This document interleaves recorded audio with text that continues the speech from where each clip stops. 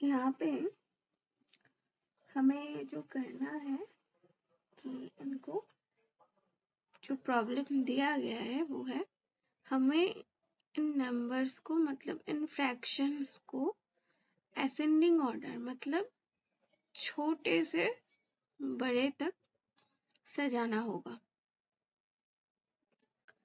तो इसको हम जैसा नॉर्मल तरीके से करते हैं वैसे कर सकते हैं। नॉर्मल तरीका ये है कि जो न्यूमरेटर है उसको इस डिनोमिनेटर से डिवाइड करना पड़ेगा। इन चारों फ्रैक्शंस को डिवाइड करके हमें ये कंपेयर करना पड़ेगा कि कौन सबसे छोटा है। इस हिसाब से छोटे से बड़े तक हमको सजाना है, मतलब असेंडिंग ऑर्डर में इनको सजाना है। तो चलिए शुरू करते हैं। पहले 7/9 को डिवाइड करके देखते हैं।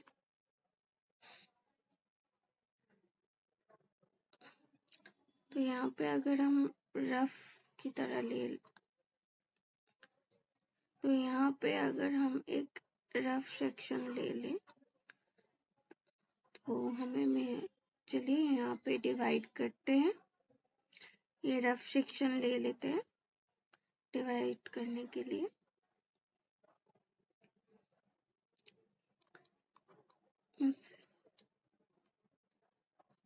पहले एक डेसिमल लेके यहाँ पे 0 जोड़ना पड़ेगा, तो ये होता है 63। फिर से 7 वापस आ रहा है मतलब 70, तो ये 6 करके चलता ही रहेगा। इसे यहीं पे रोक देते हैं। दूसरा डिवाइड करके देखते हैं। यहाँ पे 14/11 0 डेसिमल की वजह से एक 0 बैठेगा। तो 14 को यहाँ पे हम अगर 7 से मल्टीप्लाई करते हैं तो आता है 98, आता है 120। अगर 8 से मल्टीप्लाई करें तो आता है 112। फिर से होता है 80, तो ये होता है 78। और 80 हमें अगर 5 से मल्टीप्लाई करें तो हमें 70 मिलता है। तो ये ऐसे ही चलता रहेगा, लेकिन हमको इतना दूर अभी तक जाने की ज़रूरत नहीं है। पहले 3 नंबर से डिवाइड करके हम पता लगा सकते हैं।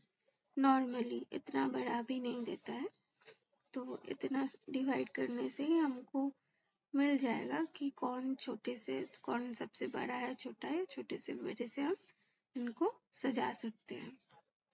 तो बाकी को भी डिवाइड कर लेते हैं।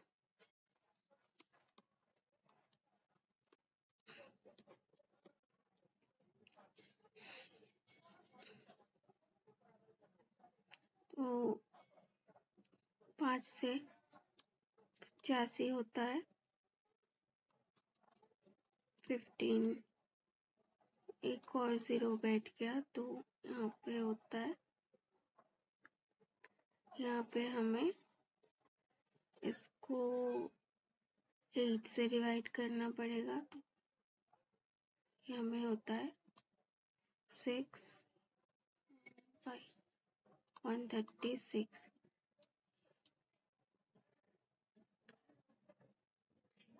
यहाँ पे 14 रहता है और करने की ज़रूरत नहीं है। 0.58 यहाँ से ही हम देख पा रहे हैं काफ़ी। ये 666 है, ये 785 है और ये 58।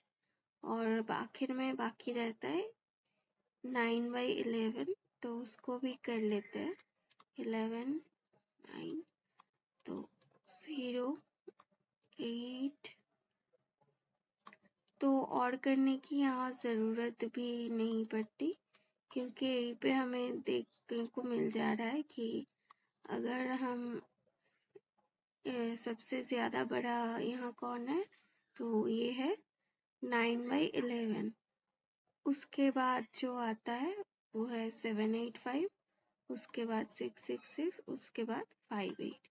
तो और हमें डिवाइड करने की ज़रूरत नहीं है, यहाँ से ही हमें मिल जाता है। पर इसका यहाँ पे चलिए यहाँ पे पहले यहाँ से ठीक से लिख देते हैं, एक दूसरे को डिवाइड करके कितना मिल रहा है। यहाँ पे हो रहा है 0.666, यहाँ पे 11/14 is equals to 0.785, 10/17 होता है, से हमें मिल रहा है 0.58, और यहाँ पे 9/11 से हमें मिल रहा है 0.8 समथिंग। ओके, तो इन चारों से हमें देखने को मिल रहा है, अगर हमें असेंडिंग ऑर्डर में सजाना चाहते हैं तो ये कुछ ऐसा होगा। सबसे पहले सबसे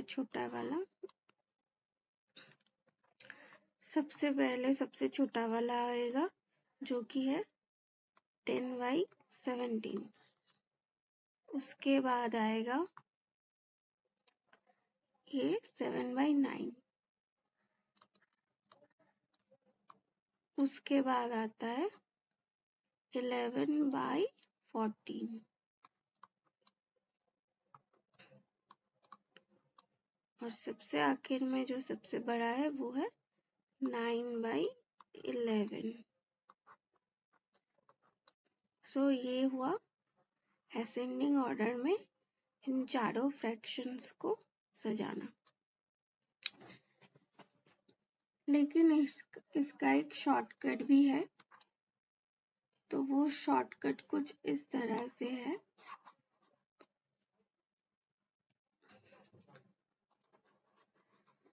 जैसे यहाँ पे आप डिवीजन से देख सकते हैं कि जिसका सभी फ्रैक्शंस के न्यूमरेटर और डिनोमिनेटर में जितना अंतर होता है, मतलब जितना उनको सब्सट्रैक्ट करके जितना ज्यादा होता है, वो फ्रैक्शन सबसे मतलब कम होता है डेसिमल में। जब उनको हम डिवाइड करते हैं, जब उनको डेसिमल में कन्वर्ट करते हैं, तो उनका वैल्यू उतना कम आता है।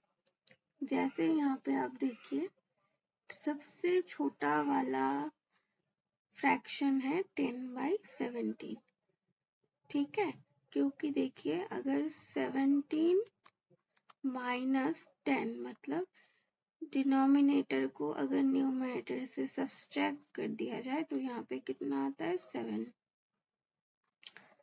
उसके बाद जो आता है 0.785, यहाँ पे भी डिनोमिनेटर को न्यूमरेटर से सब्सट्रैक्ट कर दीजिए तो आता है 3। और यहाँ पे उसके बाद है ये दोनों 7/9, 9 से 7 को सब्सट्रैक्ट करेंगे तो 2 मिलेगा, और यहाँ पे भी सेम है 11 - 9 = 2। तो इन दोनों से तो हमें साफ ही पता चल रहा है कि सबसे छोटा वाला ये होगा, उसके बाद ये होगा, क्योंकि सब्सट्रैक्ट करने के बाद जो मिलता है, मतलब सब्सट्रैक्ट इन दोनों में अंतर जितना ज्यादा होता है न्यूमरेटर और डिनोमिनेटर में, वो उतना ही छोटा होता है फ्रैक्शन में। तो बाकी ये दो जो है वो सेम सब्सट्रैक्शन आ रहा है, तो हम कर सकते हैं कि जो दोनों सेम आ रहे हैं तो उनको हम डिवाइड करके देख ले सकते हैं कि कौन सा छोटा वाला है और कौन सा बड़ा वाला है। तो इससे क्या होता है कि हमारा काम बहुत जल्द हो जाता है, सबको डिवाइड करने की ज़रूरत नहीं पड़ती है, हम एक बहुत कम समय में ही इसको कर सकते हैं। ओके।